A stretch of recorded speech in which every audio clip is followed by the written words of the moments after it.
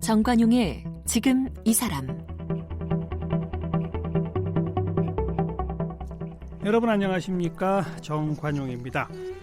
흔히 한 나라의 미술관은 그 나라가 그동안 어떤 길을 걸어왔는지를 보여주는 좋은 척도가 되곤 합니다. 그 중에서도요, 이탈리아의 미술관들을 가보면 이 르네상스 시절 꽃피웠던 인간을 향한 아름다움의 정열을 보여주죠. 미켈란젤로의 천지창조 최후의 만찬, 레오나르도 다빈치의 모나리자 같은 이 대표적인 르네상스 시대 미술 작품들, 지금까지도 가장 유명한 미술 작품으로 꼽히면서 전 세계인의 사랑을 받죠. 그만큼 르네상스 시대는 문화 대부흥기로 평가받고 있습니다. 그런데요, 이 미술사학자인 한국예술종합학교 양정무 교수는요, 르네상스 미술의 어두운 그림자에 주목하네요. 르네상스가 인문주의가 꽃피는 천재들의 시대라기보다는 엄청난 재난과 위기 속에서 얻어낸 성과다.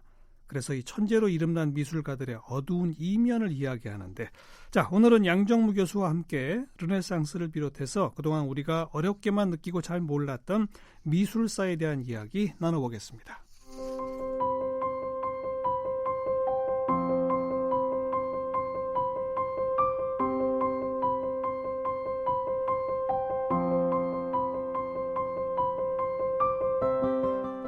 양정무 교수는 서울대학교 고고미술사학과를 졸업했고 미술사 분야에서 최고의 권위를 자랑하는 런던 유니버시티 칼리지에서 박사학위를 받았습니다.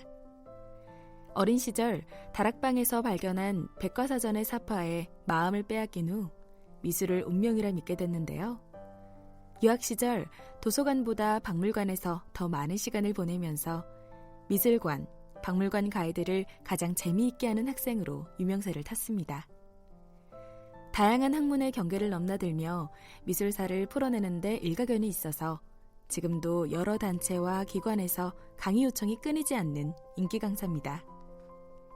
현재는 한국예술종합학교 미술원 교수이자 한국예술연구소 소장으로 활동하고 있고요. 19대 한국미술사 교육학회 회장을 역임하고 존스 홉킨스 대학교와 메릴랜드 미술대학에서 방문 교수로 미술사를 연구하는 등 학자로서 활발한 활동을 하고 있는데요. 서양 미술의 발전을 상업주의와 연결시킨 연구로 학계의 주목을 받고 있습니다. 또 인문학의 꽃으로 불리는 미술사를 우리 사회에 알리는 데 관심이 많은데요. 저서로는 난생 처음 한번 공부하는 미술이야기 시리즈, 시간이 정지된 박물관 피렌체, 상인과 미술, 그림값의 비밀이 있으며 번역한 책으로는 신미술사학, 조토에서 세잔까지 서양 회화사, 그리스 미술이 있습니다.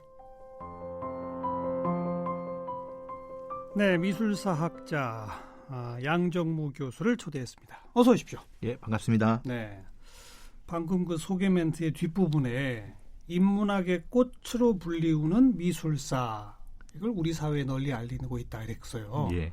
미술사가 근데 왜 인문학의 꽃이에요? 글쎄요, 이게 뭐 모든 학문이 다 인문학에서는 다 중요하다고 하는데요. 예. 제가 뭐 꼭 내 눈에 물대듯이 미술사가 인문학의 꽃이라고 하니까 좀 송구스러운 면도 있지만은요. 우리가 이제 미술의 그 사회적 영향력이나 그 광범위함, 그리고 또 우리가 시각의 특징이 뭐냐면 순식간에 우리 눈에 들어온다는 거거든요. 그러니까 사실 우리가 많은 정보를 받아들일 때 눈으로 받아들이는 정보 중에서 글 아닌 것들은 대부분 다 시각 정보, 예. 그건 다 미술이죠. 예, 예. 사실 그래서 이런 부분을 읽고 다루는 미술사는 사실 좀 굉장히 매력 있는 학문이라고 소개할 수 있을 것 같습니다. 거기서 말하는 미술은 건축까지를 포함할 수 있을 것 같아요. 요즘에는 사실 좀 미술과 건축을 좀 나눠보는 경향이 있는데요. 사실은 미술은 그 부분을 다 포함하고요. 최근에는 이제 영상 매체까지도 다 미술로 보고 있습니다. 네. 그런데 솔직히 말해서 역사도 어렵고요. 예. 미술도 어려워요. 근데 둘이 결합한 미술사는 얼마나 어렵겠습니까? 좀 그게 고민이 조금 있습니다. 우리가 교과서에서 뭐 세계적 명작 작품들 그렇게 쓱쓱 보고 지나간 기억들은 다 있습니다. 그래서 뭐 몇몇 화가들의 이름도 읊조릴 수 있어요. 예. 근데 그 사람들이 어느 시대에 뭐 어떤 상황에서 어떻게 이건 모르거든요. 근데 그걸 알아야 됩니까? 사실 뭐 우리가 뭐 역사상 있었던 수많은 작가들의 모든 그 이야기를 다 알고 그 결과로서 그 작품까지 보면서 그걸 확인할 수 있다면 그건 뭐 대단히 즐거울 수 있는데요.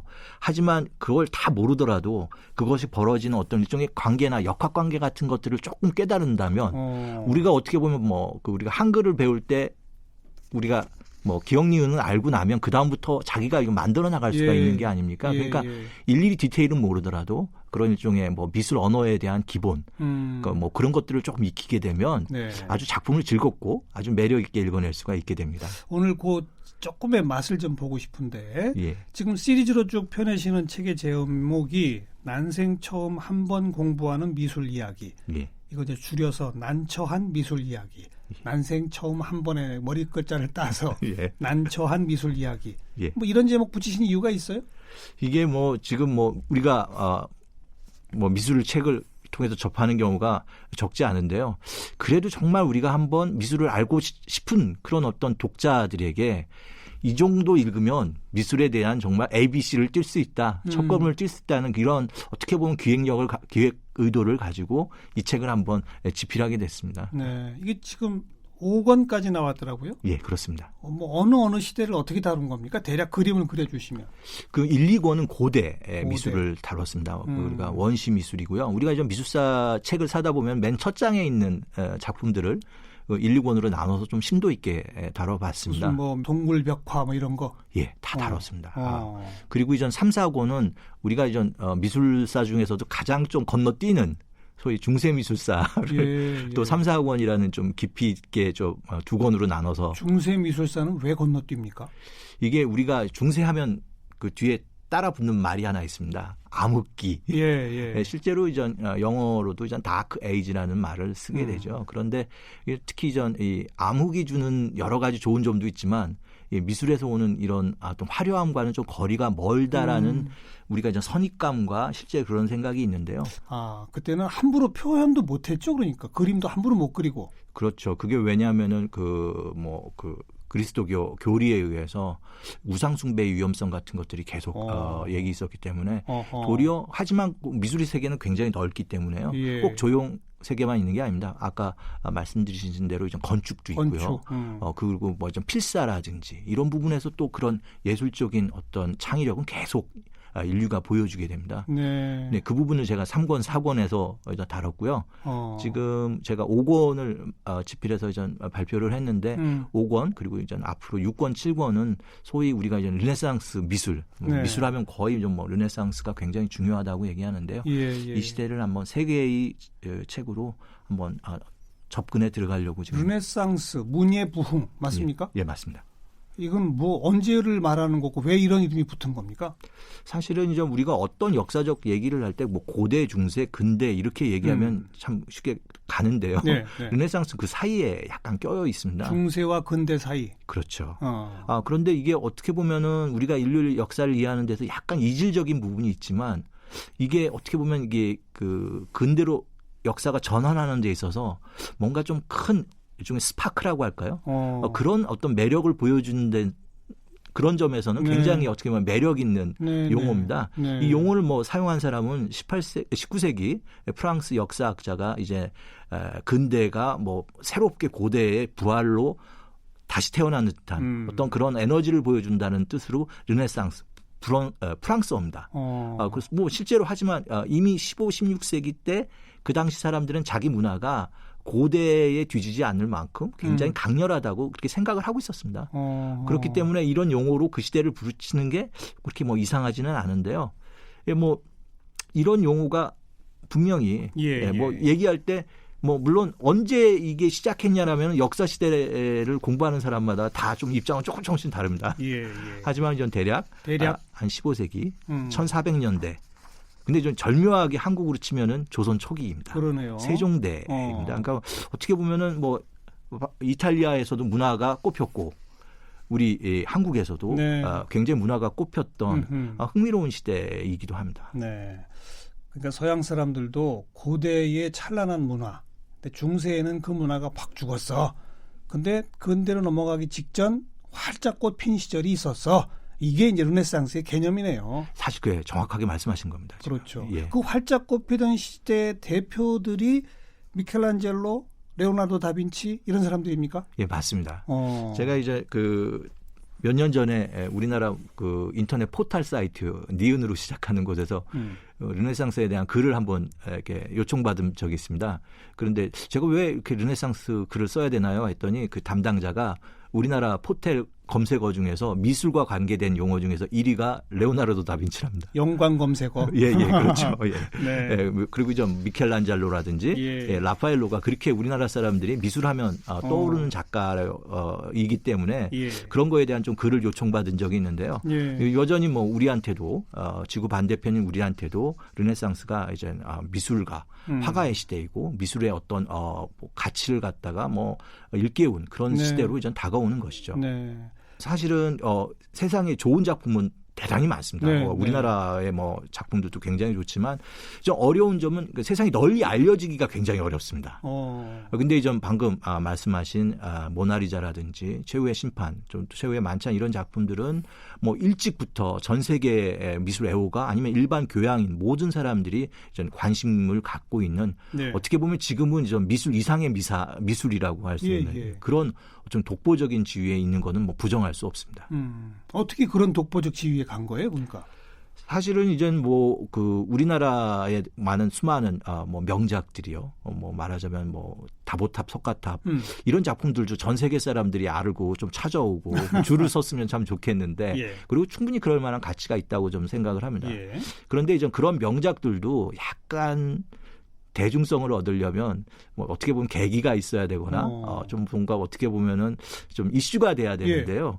방금 말씀하신 모나리자 같은 경우는 그런 어떻게 보면은 그런 경우에 딱 맞는 그런 예가 됩니다. 어떤 이 계기가 있었어요? 예, 이게 우리가 요즘에 신문을 보면은 신문의 앞면에 꼭 이렇게 사진이나 무슨 사건에 대한 그 그림 사진 보도 사진이 들어가죠. 예.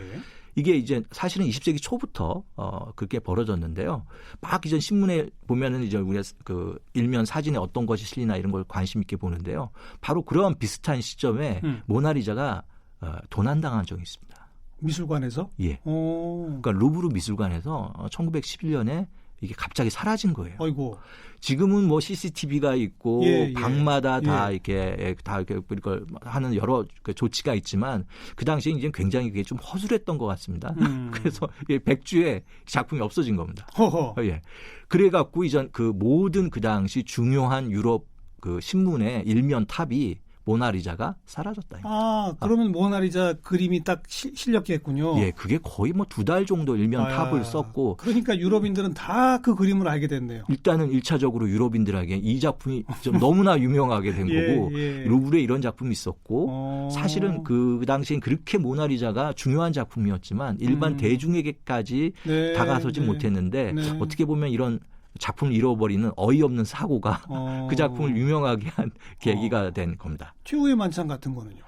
최후의 만찬 같은 경우는 어떻게 보면은 그 작품은 그 시스티나 예배당, 교황의 전용 예배당 안에 있습니다. 그러니까 일반인에게 접근은 사실 굉장히 어려운 부분이지만 그러면서 이제 미켈란젤로라는 어떤 신화적인 인물에 의해서 아주 그 신비감이 극도로 올라간 그런 작품입니다. 신비감으로 그건 또 대중적 인기를 끌은. 그런데 물론 그 작품의 이제는 그 1차적인 이런 일화나 사건인 어떤 벌어진 그런 것들이 그 작품의 가치를 분명히 올려주는 건 사실인데요. 그 시스티나 예배당 같은 경우는 한번 딱 보면 이걸 인간이 그릴 수가 있는 작품인가? 교수님은 직접 들어가 보셨어요? 물론입니다. 이제는 많은 분들이 티켓을 사갖고 줄을 사갖고 일반인에게 공개가 되고 있고요. 그래도 인원 제한하잖아요. 예, 좀 그런 걸로 여전히 그렇죠. 사람들에게 이 작품은 쉽게 접근할 수 없고 그리고 시간 제한도 합니다. 그래서 그런 일종의 신비감들이 계속 유지되고 있고 그런 부분이 있습니다. 또 모나리자도 그렇고 최후의 만찬도 그렇고 수학적인 어떤 뭐 대칭, 구도 뭐 이런 등등에서도 과거의 미술과 그 다음 미술을 딱 구분 지어주는 그런 기념비적인 성격이 있지 않습니까?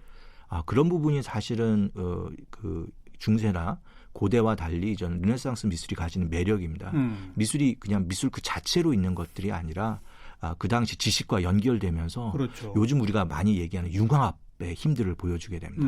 그러니까 수학적 질서, 과학적 발견들이 그것도 미술을 통해서 네. 드러나는 경우가 있고요. 네. 그리고 뭐 우리가 잘 알듯이 레오나르도 다빈치 같은 경우는 우리 관찰력 하나로만으로도 수많은 것들을 이렇게 찾아내고 그렇죠. 그것들을 다 정리하고 찾아내려는 네. 그러니까 지식에 대한 목마름을 진짜 미술을 예, 통해서 예. 해결하는 모습들을 보여주는데요. 이게 뭐 우리한테는 약간 부러운 점이기도 합니다. 그리고 서양 근대가 가지고 있는 어떻게 보면 논리와 이성, 네. 수학적 발견에 대한 어떤 도전이 미술로까지도 연결되기 때문에 여전히 이 르네상스 미술은 좀 흥미롭고 네. 매력 있게 다가오는 것 같습니다. 그 중세의 미술에서는 우리가 너무나 그냥 초등학교 때부터 배우는 원근법, 예. 멀리 있는 것은 작게, 가까이 있는 건 크게 그리는 거, 예. 이런 것도 금지됐다면서요? 엄밀히 말하면 금지되었다기보다는 아직 원근법은 이거는 우리가 좀 오해는 이건 발명에 좀 가깝습니다. 그래요? 이게 제도법입니다. 그러니까 소실점을 잡아서 그거를 수학적 논리로 측정을 해서 하는 방식으로 되어 있고요. 일단은 원근법이 등장을 하려면 세상을 눈에 보이는 대로 그리겠다라는 의지가 있어야 됩니다. 그럼요. 근데 일단은 중세 때에는 세상을 그리는 세계가 아니었거든요. 눈에 보이는 대로 그리면 안 돼요? 그렇기보다는 우리의 가치가 이 신의 세계에 있으니 하늘의 세계에 있기 신의 때문에 세계를 그리는 데만 정신이 빠졌다. 저는 뭐 사실은 그렇게 중세 미술의 매력을 그러니까 르네상스를 위해서 이렇게 낮춰보고 싶지는 않습니다. 왜냐하면 충분히 인간이 어떤 영적인 세계를 그린 거에 대한 매력은 지금도 있고요. 네. 뭐 우리가 만약에 피카소의 그림을 보고 이상하다고 생각할 수 있지만 여전히 그 그림 어떤 이렇게 새로운 해석과 분석은 가능합니다. 하지만 좀 분명한 거는 르네상스 때부터는 뭐 어떻게 보면은 우리가 그 전에는 뭐 안경을 끼고 봤는데 안경에 때가 많이 껴서 좀 뿌옇게 보였던 거고요. 이제 르네상스 때는 안경을 깨끗하게 닦고 창문도 깨끗하게 닦아서 있는 그대로 그렇습니다. 보이는 대로 게다가 수학의 발전과 함께 제도법의 발전과 함께 원근법, 뭐 좌우대칭, 황금 비율 이런 것들이 적용되는 그림들. 그런 것들이 나오기 시작한 시기. 그렇죠. 굉장히 과학적이고 이성적이고 논리적인. 하지만 반드시 거기에도 아무래도 상징이라든지 그들이 추구하려고 했던 이상 이런 것들이 교묘하게 들어가 갖고요. 그런 것까지 읽어내면은 뭐 르네상스를 굉장히 깊이 있게 읽어내는 그런 어떤 매력을 느낄 수가 있을 것 같습니다. 네. 자, 이처럼 우리가 뭐 누구나 아는 대작 그리고 그 대가들의 시기인 그 르네상스 시기를 꼭 활짝 문화가 꼽히던 시기로만 우리 모두 기억하는데 양 교수께서는 이번 책에서 이건 화려한 시대가 아니라 정반대였다. 왜 그렇습니까? 우리가 이제 꽃을 피우려면은 그 꽃이 비료나 이런 것을 잘 받아서 그 자양분을 받아서 때를 맞춰서 꽃이 딱 피지 않습니까? 네. 그러니까 만약에 걸음도 필요한 겁니다. 그렇죠. 그러니까 사실 이게 이제 역사로 보면은 고민과 그 시대의 어떤 반성, 성찰 그런 것들이 이 미술에 이전 담기게 되는 부분들이 있습니다. 사실은 이제 뭐 역사학자들마다 아니면 학자들마다 조금 르네상스를 보는 관점이 좀 다른데요. 분명히 중요한 거는 르네상스 직전이라고 볼 수 있는 14세기, 그러니까 1300년대요. 그때 유럽은 어마어마한 위기에 빠지게 됩니다. 뭐 기후도 굉장히 불안정해 갖고 재난이 뭐 홍수라든지 이런 것들이 굉장히 많이 벌어졌고요. 뭐 전쟁이 또 됐고 기근 그리고 요즘에 어떻게 보면은 그 금융이 붕괴됐습니다. 왜냐하면 뭐 왕들이 전쟁을 하면서 왕들이 어떻게 보면 돈을 빌린 걸 갚지 못하다 보니까 어음이 부도났고 일반적인 그 당시 중세의 경제를 뒷받침하는 은행들이 연쇄도산을 빠지게 됩니다. 그리고 전 최악의 그 질병으로 알려진 전염병이 창궐을 합니다. 흑사병? 그게 그때군요. 바로 그 부분을 우리가 좀 기억해 볼 수가 있습니다. 그게 1347년부터 유럽에 몰아치기 시작을 해서요. 뭐 크게 보면 인구의 3분의 2가 죽습니다. 3분의 1이 아니라 2? 절반은 확실하고요. 지역에 따라서는 거의 그러니까 유럽의 문명이나 ABC가 완전히 초토화되는 그 위기에 빠지게 됩니다. 그리고 이 질병이 무서운 거는 10년 단위로 반복을 합니다. 그런데 좀 우리가 알고 있는 15세기는 바로 어떻게 보면 흑사병 시대의 한복판에 자리하고 있는 시대입니다. 이 어떻게 보면은 유럽의 역사에서 이 엄청난 위기의 극복 과정이 지금 우리가 말하면 시기적으로는 15세기 어떻게 보면 르네상스라는 시기고 이게 흑사병이 이게 참 어떻게 보면은 이중적인 역할을 하게 됩니다. 물론 흑사병뿐만 아니라 인구 감소가 사실은 인구 감소가 급격하게 벌어지면서 살아남은 사람들에게는 약간 기회가 더 많이 옵니다. 그렇죠. 예. 아무래도 취업난은 없었을 거 아닙니까? 확실히 집값도 떨어지고요. 왜냐하면 뭐 인구 절반이 도시가 붕괴되고 나서 그래서 사실은 그 중산층의 삶은 조금 좋아지는 이게 참 그렇죠. 살아남은 자에게는 축복이 되는 시대가 오고요. 바로 그 부분에 있어서 도리어 어떻게 보면은 불황 속의 호황이 르네상스였고 그러다 보니까 예술가들한테도 기회가 좀 더 오게 됩니다. 특히 흑사병 이후 그 죽음에 대한 고민이 더 깊어지면서 미술에 대해서 투자를 더 많이 하는 약간 그런 어떻게 보면은 호황이 좀 벌어지는 이 역사의 아이러니죠. 아이러니네요. 초창기는 이들도 힘들었을 거 아니에요. 많은 부분 우리가 알고 있는 대가들이요. 뭐 레오나르도부터 많은 사람들이 사실 우리 기준으로 보면은 굉장히 힘든 사회적 삶을 살았습니다. 놀라운 이야기인데요. 우리는 뭐 천재 중에 천재라고 알려진 레오나르도 다빈치가 그런 삶을 살았을까 이렇게 생각할 수 있는데요. 그 뭐 흑수저보다도 좀 가장하자면 흑수저보다도 못한 사람이었습니다. 말하자면 그는 그 사실 출생의 비밀이 있었고요. 그러니까 그 혼의 자식이었습니다. 그러니까 서출이었고요. 그러니까 사실은 정상적으로 사회 활동을 하기가 조금 어려운 상황이었습니다. 물론 중세 때보다는 신분에 대한 제약이 조금 나아졌기 때문에 레오나르도 다빈치는 조금 활동을 할 수 있었지만 여전히 어떻게 보면 뭐 공직에 나간다든지 정상적인 어떤 사회 활동을 하기에는 좀 어려운 상황이었고요. 그가 이제는 어떻게 보면 미술을 선택한 거는 자신의 어떤 재능을 통해서 자기의 능력과 어떻게 보면 그런 것들을 어떻게 보면 뭐 정치적인 아니면 사회적인 야심을 극복해 나아가는 과정인 부분들이 있습니다. 그러니까 다른 직업은 안 되니까 미술으로라도 조금 어떻게 보면 과장하면 그런 부분이 있고요. 사실 레오나르도 다빈치보다 한 발 앞서서 그런 어떻게 보면 천재적인 에너지를 보여주는 작가가 있습니다. 누구요? 알베르티라는 레온 바티스타 알베르티라는 굉장히 어떻게 보면 다재다능한 뭐 여러 방면에서 두각을 나르는 천재적인 어떻게 이론가이자 예술가가 있는데요. 그도 좀 똑같은 그 패턴을 보여줍니다. 그래요? 사생아였고 그리고 좀 게다가 국외 추방까지 당하고 또 그리고 한 발 더 올라가면 물론 중세로 우리가 보기도 합니다. 단테 같은 경우는 굉장히 신곡을 쓴 단테. 대단한 뭐 이탈리아의 대문호이자 중세 문학의 대문호이지만 그것도 그 정치적으로 실각을 해서요. 국사범으로 몰려갖고 추방을 당합니다. 그때 이제 그 한을 녹여낸 게 바로 신곡이 되는 거라서요. 그들의 말년까지도 안 좋았습니까? 레오나르도 같은 경우는 그 사실은 이제 정말 자세히 보면 마음이 짠합니다. 왜냐하면은 그 당시 이제 미술이라는 거는 작품을 갖다 파는 게 아니라 어떻게 보면 후원자를 잘 만나서 그렇죠. 그 사람들의 어떻게 보면 좋은 관계를 맺어서 지원을 받는 게 굉장히 중요한 하나의 어떻게 보면 작가도 어떻게 보면 생활이니까 생활을 해야 되거든요. 유명한 그 메디치라고 하는 후원가가 있었잖아요. 맞습니다. 메디치가 레오나르도한테는 후원 안 해줬어요? 이게 그 메디치가 이제 대단히 어떻게 보면 후원가의 대명사인데요. 이게 메디치 가문이 이 레오나르도하고는 별로 관계가 그렇게 좋지는 않았습니다. 그래요? 그래서 그 메디치 가문에서의 직접적인 후원을 받지 못하고 결국 피렌체를 떠나서 그 밀라노로 가게 됩니다. 새로운 어떻게 보면 후원자를 찾아서요. 그래서 뭐 한 어떻게 보면 작가로서 가장 중요하다고 할 수 있는 30대, 40대를 밀라노에서 활동합니다. 거긴 그나마 조금 후원자가 있었나 보죠? 아마 거기서 이제 그 당시 최고의 그 어떻게 보면 그 정치적 가문이었던 스포르차라는 사람의 어떤 후원을 좀 기대했던 거고요. 덕분에 그 레오나르도 다빈치의 가장 중요한 작품 최후의 만찬 이거는 좀 피렌체나 로마에 있는 게 아니라 밀라노에 있습니다. 뭐 결국은 좀 밀라노는 그 레오나르도 다빈치의 가장 명작을 갖고 있어서 여전히 많은 사람들이 찾아가고 있는데요. 결국은 이 스포르차 가문에서도 안착을 못하고 결국은 그 마지막에는 레오나르도 다빈치가 프랑스 왕에게 의탁하게 됩니다. 그래서 그의 무덤은 이탈리아에 있는 게 아니라 프랑스 앙부아즈 성이라는 그 언저리에 있는 어떻게 보면은 고독한 이민자의 삶으로서 생을 마감하는 그런 과정. 그 후에도 그런 사람 많이 있죠. 우리가 반고호 이런 사람들도 얼마나 불우하게 어렵게 살았습니까? 그렇습니다.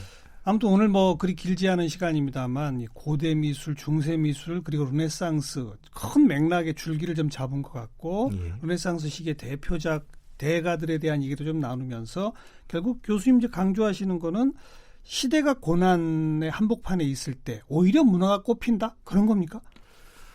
이게 제 사실은 그러니까 미술이 그렇게 화려한 세계는 아니다라는 겁니다. 그리고 이제 그 부분 그리고 이제 꼭 뭐 경제가 부흥해야 미술이 좋아지는 그런 어떻게 보면은 우리가 그런 어떻게 보면은 관계를 맺기도 하는데요.